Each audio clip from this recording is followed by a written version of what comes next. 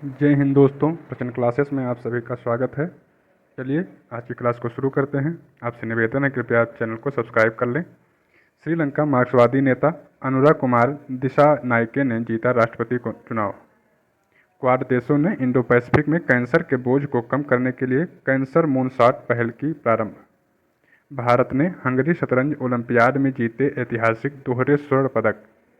21 सितंबर को मनाया गया अंतर्राष्ट्रीय शांति दिवस 2024।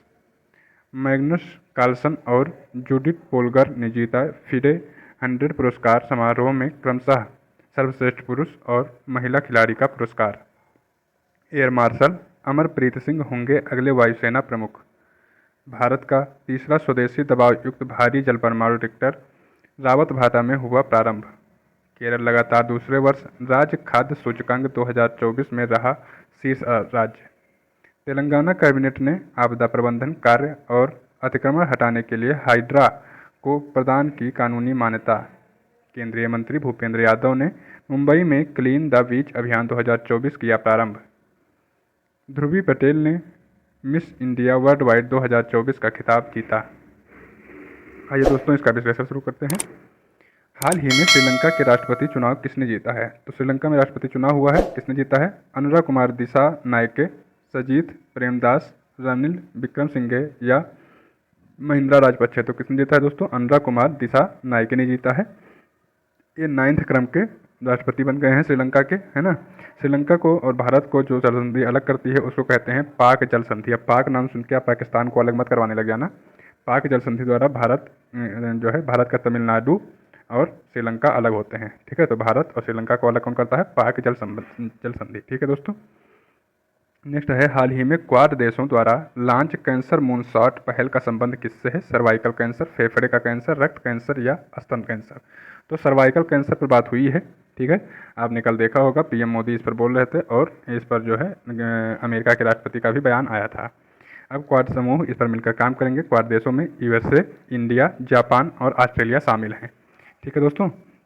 इसमें सर्वाइकल कैंसर पर जो है इसकी खोज करने के लिए अच्छे इसके टीके और दवाओं की खोज करने के लिए बात बनी है। कैंसर मूनशॉट पहल के अंतर्गत इस पर खोजबीन किया जाएगा।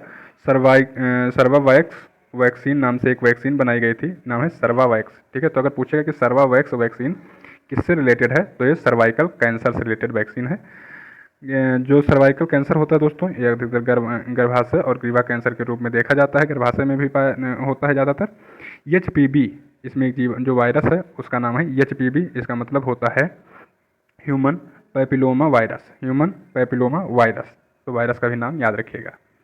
मोदी जी गए हुए हैं यूएसए में। इस समय राष्ट्रपति जो बाइडन हैं उनको चांदी की ट्रे और वाइफ उनकी पश्मीना शाल उनको जो है गिफ्ट में दिया गया है। और लगभग अब जो कल भाषण दे रहे थे जो मोदी जी, तो वहाँ पर बोला था उन्होंने कि लगभग 300 जो पुराने स्क्रप्चर्स हैं, मूर्तियाँ हैं, इन सबको जो भारत से चोरी हो गए थे उनको अमेरिका वापस कर रहा है भारत को। तो ये भी याद रखिएगा, 300 लगभग गिनती में है, ठीक है। एक पश्चिमी क्वाड नाम से बना है जिसका नाम है I2U2। तो इसमें कौन कौन से देश शामिल हैं? I2 मतलब 2 I वाले देश हैं, इंडिया और इजराइल, और 2 U से, तो यूएसए और यूएई। तो ठीक है, I2U2। हाल ही में हंगरी शतरंज ओलंपियाड का 45वां संस्करण किसने जीता है? यूएसए, चीन, भारत, रूस। तो देखिए दोस्तों, कहाँ पर हुआ है? हंगरी में हुआ है, ठीक है। यहाँ पर भारत जीता है। भारत की महिला टीम, ठीक है, वो भी गोल्ड जीती है और पुरुष टीम भी गोल्ड जीती है। मेल ने किसको हराया है? तो स्लोवानिया को हराया है। और महिला ने किसको हराया है? अजरबैजान को हराकर ये जो है पदक जीता है और दोनों ने गोल्ड जीता है, ठीक। मेल में कुछ ज़्यादा जो फेमस 3-4 नाम है देख लीजिए, जो पूछ सकता है, पता नहीं आपसे पूछ ले एग्जाम में। डी गुकेश, अर्जुन इरिगेसी और आर प्रज्ञानंद। फीमेल में वैशाली, रमेश बाबू और दिव्या देशमुख। चलिए नेक्स्ट देखेंगे। ये इनकी ग्रुप की फ़ोटो है और ये कहाँ पर हुआ है? तो हंगरी में हुआ है। 45वें क्रम का था। तो ये दोनों याद रखिएगा कि 45वें क्रम का था, हंगरी में हुआ है। हंगरी की राजधानी बुडापेस्ट है और घास का मैदान जो हंगरी में पाया जाता है उसको पुस्ताज कहते हैं, ठीक है। हाल ही में अंतर्राष्ट्रीय शांति दिवस 2024 कब मनाया गया? 19 सितंबर, 20 सितंबर, 21 सितंबर, 22 सितंबर। तो 21 सितंबर को मनाया जाता है शांति दिवस, ठीक है दोस्तों। कब से मनाना चालू किए हैं? तो 2001 से मनाया जा रहा है। तो ये जो क्रम था ये 25वां क्रम था, ठीक है, 25वां क्रम का था 2024 में। 2001 से मनाना शुरू किया गया है। शांति की संस्कृति विकसित करना इस बार का थीम था, शांति की संस्कृति विकसित करना, ठीक है। 22 सितंबर को विश्व गैंडा दिवस मनाया जाता है।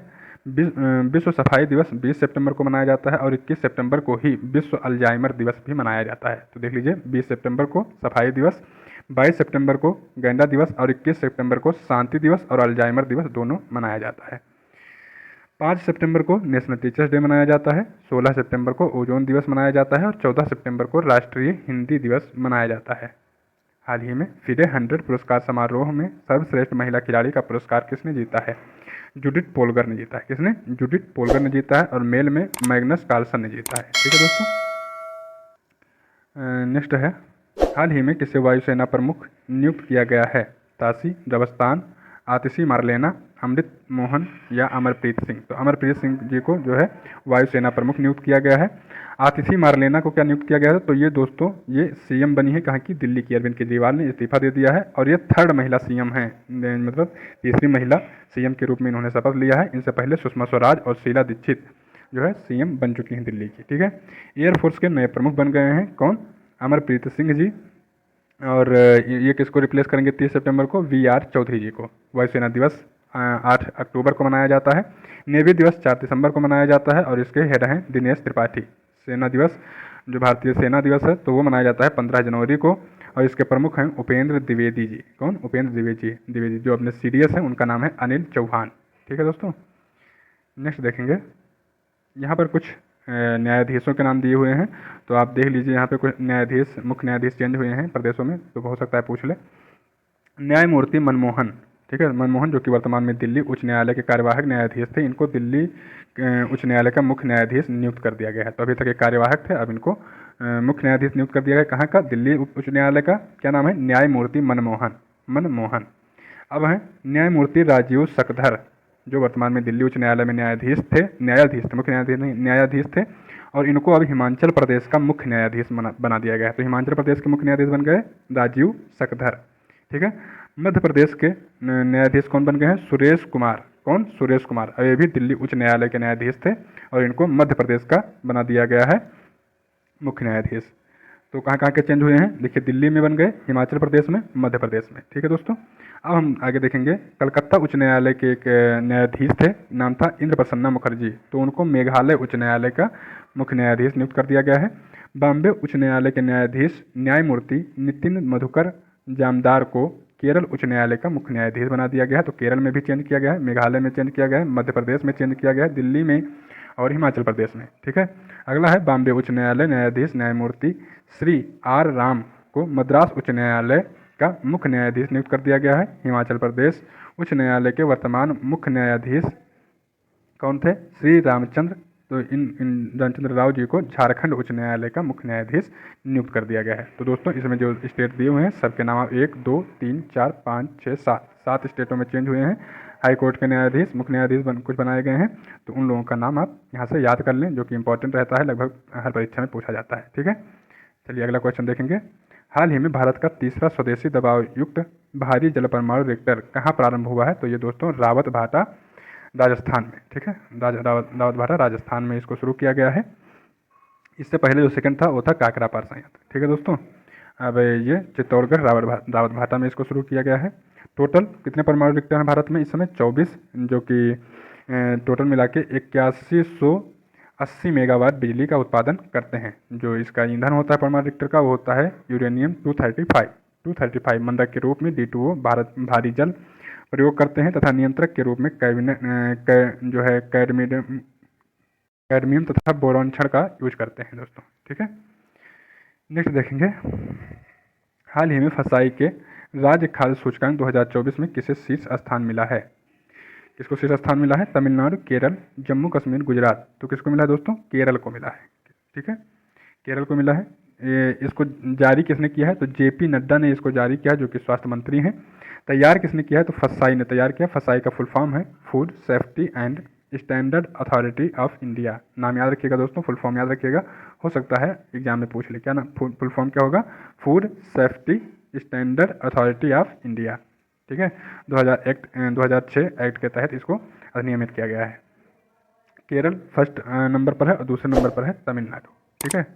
और ये याद रखिए कि लगातार दूसरे साल केरल ही फर्स्ट पर है दोस्तों। नेक्स्ट देखेंगे, हाल ही में आपदा प्रबंधन कार्य और अतिक्रमण हटाने के लिए हाइड्रा को कानूनी मान्यता किसने दी है? कर्नाटक ने, तमिलनाडु, केरल या तेलंगाना ने? तो तेलंगाना ने दी है। तेलंगाना के सीएम कौन है दोस्तों? रेवंत रेड्डी साहब, और एक कांग्रेस पार्टी से हैं, तो वहाँ पर अभी कांग्रेस पार्टी का राज चल रहा है, मतलब कांग्रेस पार्टी वहाँ पर सबसे बड़े दल के रूप में चुनी गई थी, तो वहाँ के सीएम है रेवंत रेड्डी। ठीक है, आपदा प्रबंधन कार्य और अतिक्रमण हटाने के लिए हाइड्रा को इन्होंने क्या दी है? कानूनी मान्यता दी थी है। नेक्स्ट देखेंगे, हाल ही में केंद्रीय मंत्री भूपेंद्र यादव ने क्लीन द बीच अभियान 2024 कहाँ से प्रारंभ किया है? दोस्तों मुंबई से प्रारंभ किया है। ठीक है, पर्यावरण मंत्री हैं कौन? भूपेंद्र यादव जी पर्यावरण मंत्री हैं, और कहाँ से इन्होंने शुरू किया है? तो जुहू बीच मुंबई से। ठीक है, सफाई दिवस के दिन शुरू किया गया है यह कार्यक्रम। तो दोस्तों आज का करंट अफेयर यहीं पर पूरा होता है। अगर आपको ये सीरीज अच्छी लग रही हो तो आपसे निवेदन है, कृपया चैनल को सब्सक्राइब कर लें। मिलेंगे नए क्लास में, तब तक के लिए नमस्कार, बहुत बहुत धन्यवाद।